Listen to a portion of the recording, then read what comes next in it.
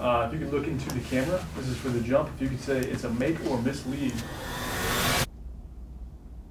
I don't believe that. Okay. Then you don't have to say it. I appreciate it. It's a make or miss league. Can't fight City Hall, Pat. Can't fight City Hall. Make ingenuity. Wolves Sixers. End of the third. Inbound doesn't hit anyone, so the clock doesn't start. And look, the Wolves get a buzzer beater.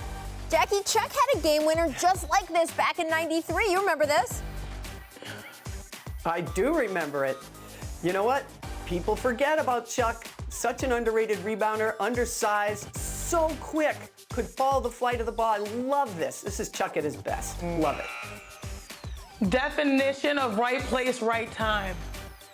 Gotta be there. All right, Miss Disadvantages. Jack goes up in Boston. And check out Nate Darling boxing out Tacko. Darling, Tacko. Yep. Impressed by the box out, Chiney? Look, he was boxing out for his dear life. Boxing out is probably the thing I least like to do as a post player especially. So if you're gonna do it, you have to commit to it. I will be showing this to every young boy and young girl who've been saying, look, if he can do it, you can do it. Right, which is what all our coaches told us, right, Sinead? I was an undersized center, so the only way I could survive was to box out. But he should have his hands up. That could have been a foul.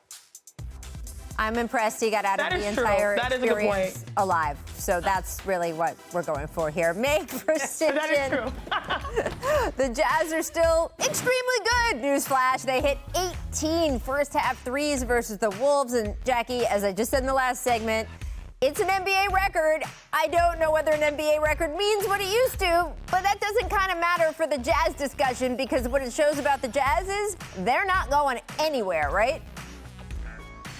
No, Rach, they lead the league in 3 points made, but by the way, only 17 a game. They had 18 and a half. Remember when Joe Ingles was trying to convince us he was the best shooter ever? Mm-hmm. Use that little clip, Joe, and maybe you have a case, right? Maybe.